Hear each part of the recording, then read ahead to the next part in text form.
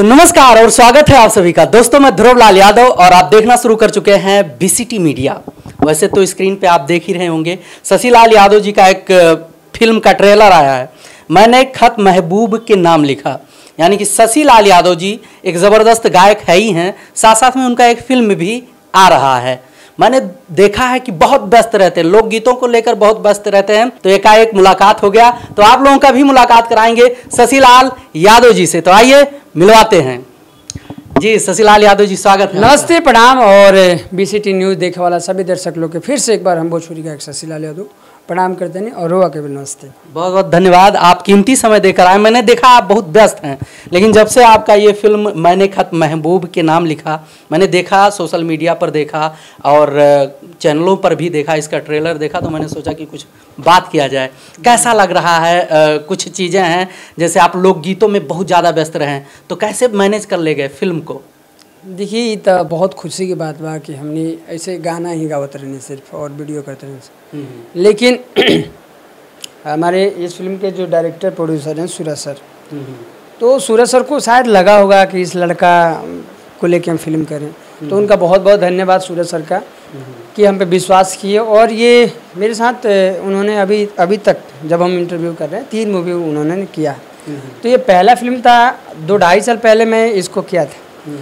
तो आप समझ सकते हैं भले हम एल्बम में कितना मजे हुए हैं, कैमरा के सामने फेस करने में बहुत मतलब खुशी मैंने हम निकल ली। लेकिन एक फिल्म के जो हैशटैग मिल लेला ना केहू भी कलाकार के, तो एक मन में डर रहा कि फिल्म तो एक डर भी रहे।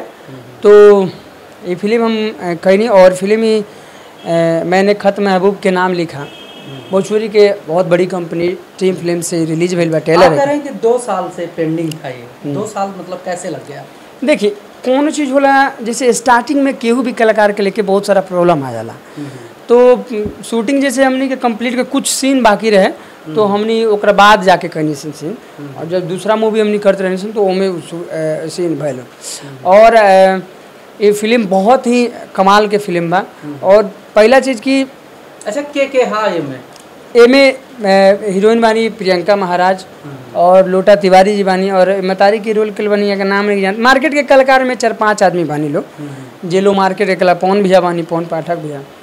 तो ये फिल्म बहुत ही कमाल के फिल्म बा। हमके लगा था कि सावन के बाद फिल्म के रिलीज कर जाए। गाना कितने हैं इस फिल्म? गाना में 4-5 गाना होके चाहिए हमारा अंदाज से, 4-5 गाना बा शायद। आखिर देखें क्यों? जैसे कह रहे हैं मैंने खत महबूब के नाम लिखा, आखिर क्यों देखें लोग? देखिए, अगर हम सब चीज़ बता दें तो लोग देखबे ना करी, लेकिन हम इतना कहे कि चाहे कि फिल्म बहुत ही बढ़िया बा। और देखिए, सब क्यों बढ़िया बनावेला, गाना होके या फिल्म होके, लेकिन यहाँ लगन के जो पसंद है जाए ना, चाहे वो 5 रुपया के होके या 5 करोड़ के होके, यहाँ लगन के जो पसंद है जाए ना, वो 500 करोड़ में कन्वर्ट हो जाला। तो आप सभी से विनती बा कि आप सब अगर ट्रेलर नहीं देख लिए तो टीम फिल्म भोजपुरी के यूट्यूब चैनल पे जाएं, और मैंने खत महबूब के नाम लिखा ट्रेलर रिलीज भइल बा। तो आप सब ये ट्रेलर के देखी और प्यार आशीर्वाद दी। और बहुत ही खुशी की बात बा कि अभी हम 4-5 फिल्म, अभी एने कोई 3-4 फिल्म साइन कर चुकल बानी, 3 फिल्म सर के साथ बा, और अभी मतलब 6-7-8 फिल्म मतलब लाइन में बा अपन धीरे धीरे करके, और शूट भी होता है धीरे धीरे करके। और अभी बहुत खुशी की बात बा कि आप सब कस कबूतर गाना के इतना प्यार आशीर्वाद देनी। कस कबूतर के लेके की बात आ गया तो मैंने देखा है कि आप लोकगीतों में बहुत ज़्यादा व्यस्त रहते हैं, और फिर कह रहे हैं कि 3-4 फिल्में साइन कर लिया है। आखिर कैसे मैनेज हो जाता है? हमारा सूते के 5 घंटे चाहिए भैया, हाई कितनों धस जाए ऐसे हमारा प्रभाव ना पड़ेला। सूते के 4-5 घंटे चाहिए, काकि नींद बहुत जरूरी है बॉडी खातिर। ओकरा बाद हम कहते हैं ना, एक बार हम भोकल रूम में घुस लेना आज हो, ये मतलब अपन मेहनत के बल पे बोलते हैं, चैलेंज नहीं क्यों कहते हमारा सभी ज़्यादा क्यों गावेला बा। एक बार में 20 गाना गा के निकले हम, चाहे स्किल फीमेल स्किल काहे ना होके, 20 गाना गा के निकले एक बार में, चाहे पूरे कपड़ा काहे ना भीज जाए। हम कभी आप सब 20 गाना, एक क्या 2-3 गाना गाते गाते सिंगरों का एनर्जी पता नहीं कहाँ से कहाँ चला जाता है। 20 गाना कैसे गाते? एक चीज़ मैं अपना इसको माइनस समझिए या प्लस समझिए, मैं एक समझिए एक बार कि मेरे को बुखार था, बुखार जैसे 104 बुखार था, मैं दवा खा के शूट लग गया था, तो मैं कैंसिल भी नहीं कर सकता, क्योंकि एक शूटिंग 1.5 लाख, आपको ही मालूम है 1.5 लाख 2 लाख बड़ा शूटिंग कंपनी का चला जाता है। तो अगर मैं एक बार डीच मार दूं तो सब पैसा नुकसान हो जाएगा प्रोड्यूसर का। बोला कोई बात नहीं है, चलते हैं। मैं दवा खा गया, बुखार हट गया था। लेकिन मैं जब एक गाना में जैसे डांस उन्स किया, कोरियोग्राफर थे तो वो लोग बहुत डांस कराते हैं, एक ही टेक को 10 बार लेते हैं। हाँ, तो मेरे को फिर फीवर आ गया। लेकिन मेरा एक खासियत है, कैमरा के सामने अगर मैं आ गया तो आप मेरे आँख की तरफ देख लीजिएगा, मैं नशा नहीं करता, लेकिन आपको दिखेगा कि ये नशा किया हुआ है, ऐसा आपको दिख जाएगा। ये माई सरस्वती का आशीर्वाद है। और हम जब वोकल में हम ना गावते हैं तो ना गावते हैं, अगर वोकल में घुस गए नहीं हम बस। हाँ, बहुत सारा ट्यून होला जो हमने कैच ना कर पावेला आदमी तुरंत, जैसे बहुत सारा गाना मतलब ट्यून कैच ना कर पकड़ तो फिर से 2 बार 3 बार सुनने को पड़ रहा। लेकिन मैं नहीं थक सकता। और हम काम जैसे कैमरा के सामने रहीं या माइक हमारे सामने बा, चाहे वो स्टेज के माइक होके या वोकल रूम के माइक होके, मालूम ना कहाँ से हमारे पास एनर्जी आवेला। दुबला पतला ही बानी हम, लेकिन कहाँ से एनर्जी आवेला माई सरस्वती के ते एला हम मतलब।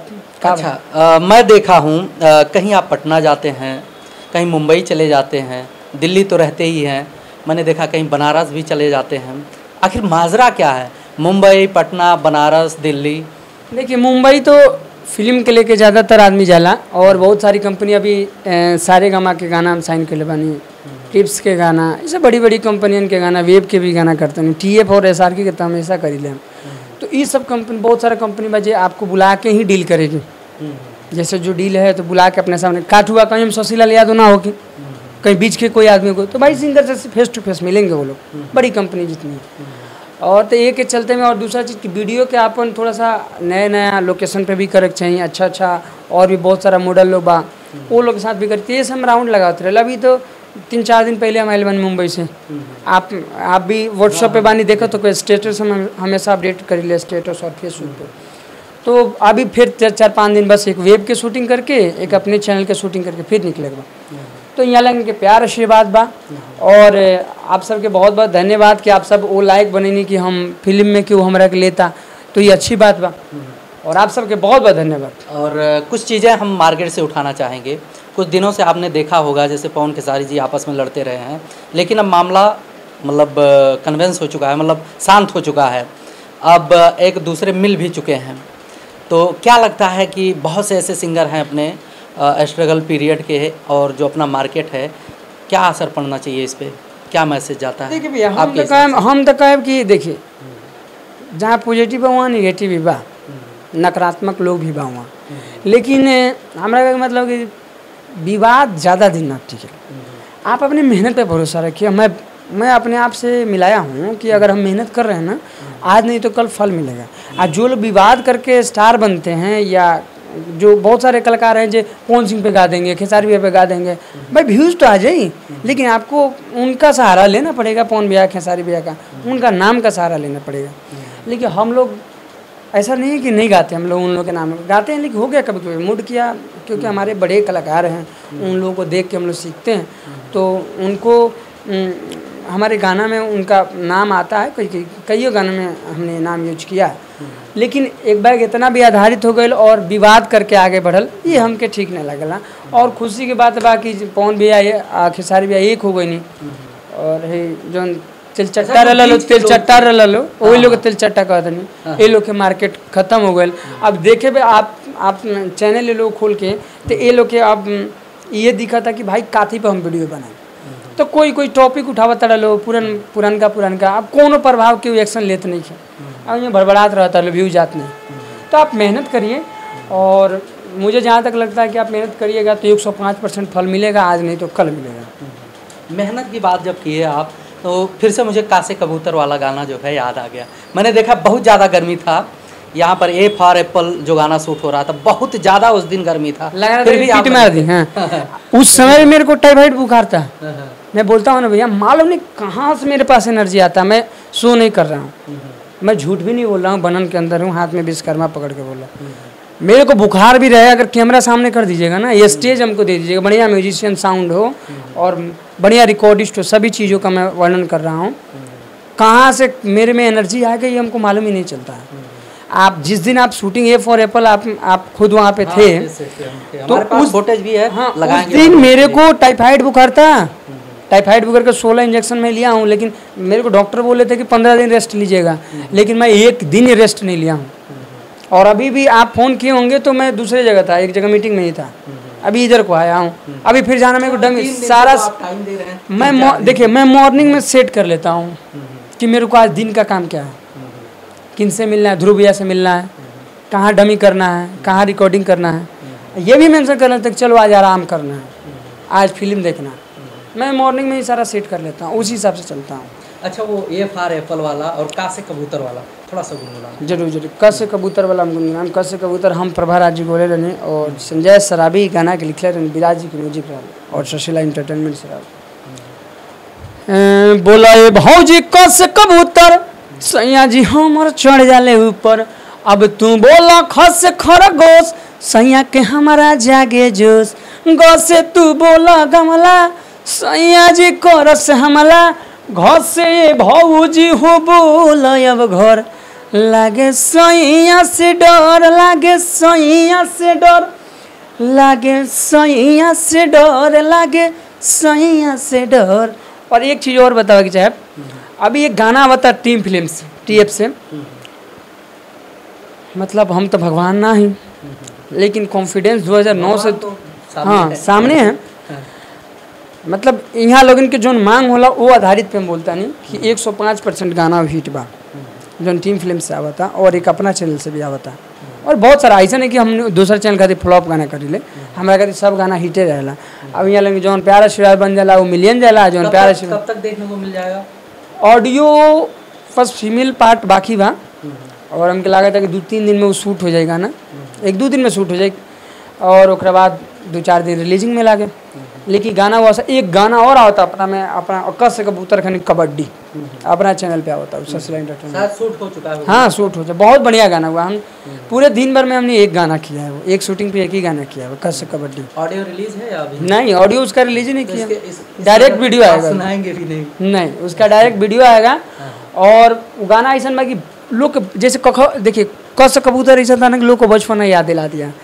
देखिए कमेंट बॉक्स में जाके लोग ऐसा ऐसा कमेंट किया कि भैया मज़ा आ गया, आप तो बचपन याद दिला दिया।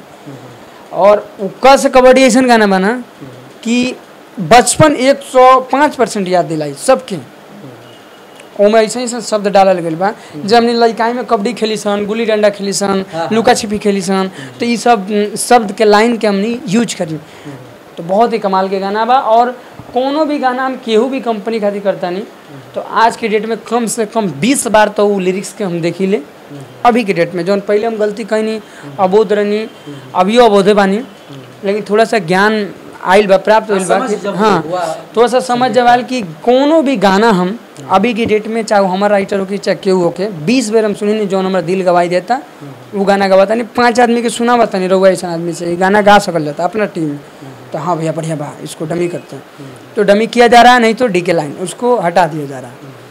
तो कोनो भी कंपनी का अभी हम गाना करता नहीं। अभी एक कंपनी अरे जान मर ला रेड कलर उठलाली, कुछ लाइन हमके याद नहीं किया, रेड कलर उठलाली याद बा, हम प्रभाजी गोले बानी।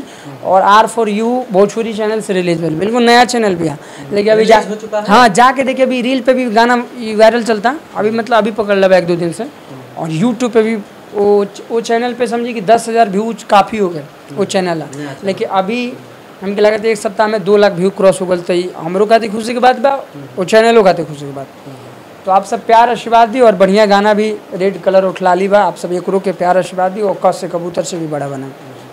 चलिए बहुत अच्छा लगा, आपने कीमती समय दिया है। ये फिल्म कब तक देखने को मिल जाएगा? ये फिल्म हमके लगा था कि सावन बाद एक के रिलीज कर जाए, और एक अभी तुरंत बैक टू बैक एक और फिल्म आ रहा बा, सूरज बाबू जिन डायरेक्टर बनी है फिल्म के, वहाँ के उन्हीं के बने बनी फिल्म, और बहुत ही कमाल के फिल्म बा, बहुत ही मतलब हमने ओकरा के बिहार में शूट, ये तो फिल्म बहुत सारा सीन 70% मुंबई के शूटिंग हुई और 20% बिहार के, 10% नेपाल के, लेकिन वो फिल्म समझी कि 95% बिहार के शूटिंग है और 5% ही मुंबई के गाँव में, और फिल्म बहुत कमाल के वो फिल्म बा।